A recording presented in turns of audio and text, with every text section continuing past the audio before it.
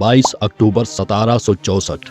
यह तारीख भारतीय इतिहास की सबसे महत्वपूर्ण तारीख में से एक है, जिस दिन एक ऐसी घटना हुई जिसने भारत के भविष्य को पूरी तरह से बदल दिया और एक झटके में भारत को अंग्रेजों का गुलाम बनने पर विवश कर दिया।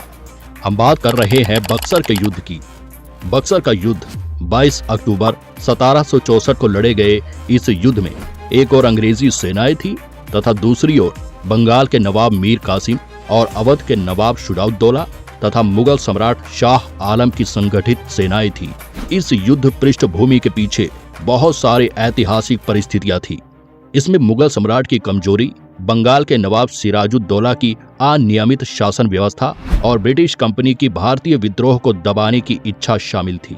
बक्सर का युद्ध ईस्ट इंडिया कंपनी के मुनरों और मुगलों तथा नवाबों की सेनाओं के मध्य लड़ा गया और भारतीय इतिहास में बक्सर का युद्ध अत्यधिक महत्व रखता है, जिसने हमारे आज के भविष्य को भी तय किया।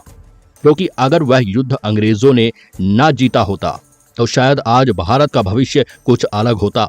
हम कभी अंग्रेजों के गुलाम हुए ही ना होते और भारत कभी सोने की चिड़िया से एक गरीब देश बना ही ना होता। तो चलिए जानते हैं आज इस महत्वपूर्ण इतिहास की घटना को। तो इस वीडियो में हम बक्सर के युद्ध के पहले से लेकर अंत तक की कहानी समझाएंगे। तो कहानी की शुरुआत होती है 1760 के दौर से। उस समय भारत पर मुगलों की अच्छी खासी पकड़ थी, पर धीरे धीरे अंग्रेज भी अपनी ताकत बढ़ा रहे थे। इस समय अंग्रेजों की सहायता से मीर कासिम बंगाल का नवाब बन गया, पर उसने यह महसूस किया कि उसे हर वक्त अंग्रेजी हुकूमत से आदेश दिए जाते हैं कि उसे अपने राज्य में क्या करना है और फैसले किस तरह लेने हैं। मीर कासिम को इस तरह अंग्रेजों के इशारों पर नाचना पसंद नहीं आया और उसने अंग्रेजों के फैसलों को मानने से इनकार कर दिया, जिसके बाद अंग्रेजों ने उसे नवाब पद से हटा दिया। इस अपमान के कारण मीर कासिम अंग्रेजों का कट्टर दुश्मन बन गया और उसने युद्ध करने की तैयारी शुरू कर दी। पर वह अकेला अंग्रेजों की ताकतवर सेना के सामने खड़ा नहीं हो सकता, इसीलिए वह बंगाल से पटना पहुंचा तथा पटना से वह अवध के नवाब शुजाउद्दौला की शरण में चला गया। शुजाउद्दौला अवध का नवाब था, जिसके पूर्वज लंबे समय से अवध पर एक ताकतवर पकड़ बनाए हुए थे। मीर कासिम ने यहाँ सारी बातें शुजाउद्दौला को बताई कि कैसे अंग्रेज उन्हें अपने इशारों पर नचा रहे हैं और अंग्रेज किस तरह उन्हें गद्दी से हटाकर मुगल साम्राज्य को अपने अधीन करना चाहते हैं। शुजाउद्दौला भी कहीं न कहीं अंग्रेजों के इस मंसूबे से वाकिफ था, जिसके कारण जल्द ही शुजाउद्दौला मीर कासिम की सहायता के लिए तैयार हो गया और दोनों अंग्रेजों से युद्ध के लिए एक बड़ी सेना तैयार करने लगे। जब यह बात अंग्रेजों तक पहुंची तो उन्होंने भी युद्ध की चुनौती दे दी और दोनों ओर से एक बड़ी सेना का निर्माण होकर युद्ध करने की तैयारी शुरू हो गई। यह उस समय भारतीय इतिहास के सबसे बड़े युद्ध में से एक था, जिस पर भारत के भविष्य का दाव था। 28 अक्टूबर 1764 को गंगा नदी के तट पर स्थित बक्सर नामक स्थान पर दोनों सेनाओं के मध्य भीषण युद्ध हुआ। इस युद्ध में लाखों सैनिक शामिल हुए। यह युद्ध इतना भीषण था कि कुछ ही घंटों में दोनों ओर से हजारों सैनिकों की जान चली गई। मुगल सेना की ताकतवर तोप गाड़ी बादशाह नवाब शाह आलम द्वितीय के पास थी, जिन्होंने ब्रिटिश सेना को काफी क्षति पहुंचाई। हालांकि नवाब शुजाउद्दौला के सेनापति मीर कासिम ने इसमें गलती की और उन्होंने सेना को सीधा हमला करने को कहा, जो कि एक गलत फैसला था। साथ ही मुगल सम्राट शाह आलम ने अंग्रेजों से समझौता कर लिया। वहीं मीर कासिम युद्ध क्षेत्र से भाग गया। अभी भी अवध के नवाब शुजाउद्दौला ने कुछ समय युद्ध जारी रखा, परंतु अंत में उसने भी कोटा नामक स्थान पर आत्मसमर्पण कर दिया था। परिणाम स्वरूप बक्सर के युद्ध में ब्रिटिश सेना को ऐतिहासिक जीत मिली और मुगल सेना व नवाबों की सेना बुरी तरह हार गई और इस तरह भारत के इतिहास में अंग्रेजों की यह सबसे बड़ी जीत थी, जिसके बाद मुगल शासकों के मन में भी अंग्रेजों के लिए डर बैठ गया और अब दूसरे कई राज्यों के शासक अंग्रेजों से हाथ मिलाने लगे, जिसके चलते धीरे धीरे अंग्रेज मजबूत होते गए और उन्होंने एक समय बाद पूरे भारत को ही अपने अधीन कर लिया। युद्ध के पश्चात नवाब शुजाउद्दौला और मीर कासिम को ब्रिटिश शासन ने शर्मनाक पराजय दी और उन्हें बंगाल से बाहर निकाल दिया। इसके बाद ब्रिटिश ईस्ट इंडिया कंपनी ने बक्सर समझौता किया। इस समझौते के तहत मुगल सम्राट को अपनी सेना बंगाल से वापस ले जानी पड़ी और नवाब मीर कासिम को अधिकारियों की न्यायिक शक्ति को नष्ट करके ब्रिटिश कंपनी के अधीन स्थानांतरित किया गया। इस युद्ध के बाद भारतीय उपमहाद्वीप में ब्रिटिश साम्राज्य की स्थापना हुई।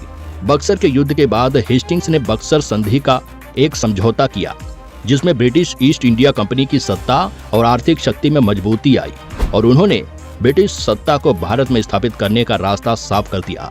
साथ ही इससे अंग्रेजों को बंगाल, बिहार और उत्तर प्रदेश में न्यायाधीशीय अधिकार प्राप्त हुए। बक्सर युद्ध के कारण और परिणाम। इस लड़ाई के पीछे विभिन्न कारण थे। ईस्ट इंडिया कंपनी ने अपनी शक्ति बढ़ाने के लिए मुगल साम्राज्य के खिलाफ शुजाउद्दौला की मदद ली थी। मुगल सम्राट के पास बहुत ही कम सेना थी और उन्हें इस स्थिति में इंग्लैंड की बाहरी सहायता की जरूरत थी, इसलिए उन्होंने अंग्रेज सेना का सहयोग किया। बक्सर के युद्ध के समय ईस्ट इंडिया कंपनी के पास बहुत सारे भारतीय सिपाही थे जो भारत में लड़ाई की स्थितियों को समझते थे और मुगलों की कमियों को भी जानते थे। इसके अलावा अंग्रेजों के पास कई विदेशी हथियार भी थे जिन्हें भारत में पहले कभी प्रयोग नहीं किया गया था, जैसे आधुनिक बंदूक के बम और बारूद जो अंग्रेज इंग्लैंड से भारत लाए थे, जबकि मुगल सेना के पास अधिकतर पुराने हथियार और घोड़े हाथी थे।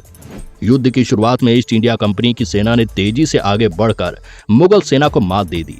लड़ाई के दौरान मुगल सेना और शुजाउद्दौला की सेना के बीच तनाव उत्पन्न हुआ।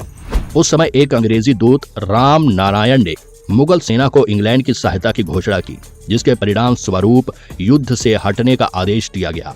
यह निर्णय महत्वपूर्ण था क्योंकि इससे मुगल सम्राट शाह आलम की सेना के मनोबल को तोड़ा गया और मुगल साम्राज्य को ईस्ट इंडिया कंपनी से सहायता मिलने का मौका मिला।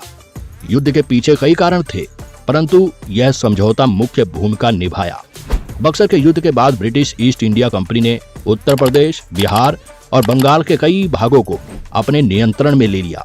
इससे कंपनी का शासन भारतीय राजनीति और अर्थव्यवस्था पर प्रभाव डालने लगा। बक्सर के युद्ध के बाद मुगल साम्राज्य ने अपनी सत्ता खो दी और ब्रिटिश कंपनी की वर्चस्वता को मंजूरी दी। मुगल साम्राज्य के पतन के बाद ब्रिटिश ईस्ट इंडिया कंपनी को भारत में विभिन्न राज्यों के शासन को प्रभावित करने का अवसर मिला। यह युद्ध ब्रिटिश ईस्ट इंडिया कंपनी के विरुद्ध मुगल साम्राज्य के अंत की शुरुआत की तरह भी देखा जाता है, क्योंकि इसके बाद से ही अंग्रेजों ने मुगलों को दबाना शुरू कर दिया और धीरे धीरे मुगलों की ताकत को सीमित करने लगे, जिसके चलते युद्ध में जीत के बाद जो अंग्रेजी सेना पहले से ही ताकतवर थी, अब उसे और भी ताकत और समृद्धि मिली। जिस पैसे का प्रयोग उन्होंने और भी हथियार खरीदने और सेना को भर्ती करने के लिए किया, जिससे उन्हें आगे चलकर पूरे भारत पर अपनी पकड़ बनाने में मदद मिली। बक्सर के युद्ध के बाद ब्रिटिश ईस्ट इंडिया कंपनी ने भारतीय राज्यों के साम्राज्यों के साथ संधि करने की योजना बनाई। इसके परिणाम स्वरूप ब्रिटिश ईस्ट इंडिया कंपनी ने 1765 में कलकत्ता की संधि की समाप्ति के बाद मुगल साम्राज्य के अधीन बंगाल का प्रशासन संभाला और इसी तरह एक राज्य को अपने अधीन लेते हुए अंग्रेजों ने अपना दांव चला और 1850 आते आते अंग्रेजों ने पूरे भारत में ब्रिटिश राज लागू कर दिया और अब भारत में अंग्रेजों के खिलाफ लड़ने वाले बहुत कम ही बचे थे। इसके बाद तो अंग्रेजों ने भारत की अर्थव्यवस्था को इस तरह चूसना शुरू किया कि जो भारत की अर्थव्यवस्था एक समय पर दुनिया की सबसे बड़ी अर्थव्यवस्थाओं में से एक हुआ करती थी, उसे करीब 100 साल के बाद ही 1947 आते आते आजादी से पहले तक अंग्रेजों ने दुनिया के सबसे गरीब अर्थव्यवस्था में लाकर खड़ा कर दिया। वैसे दोस्तों, आपसे जानना चाहता हूँ, आपको क्या लगता है, क्या होता अगर भारत पर कभी अंग्रेजी हुकूमत होती ही ना?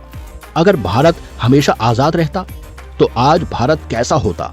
भारत की आर्थिक स्थिति कैसी होती? आप अपना जवाब मुझे कमेंट बॉक्स में लिखकर बता सकते हैं। आशा करता हूँ कि आपको आज की यह वीडियो पसंद आई होगी। वीडियो को लाइक और चैनल को सब्सक्राइब जरूर करें।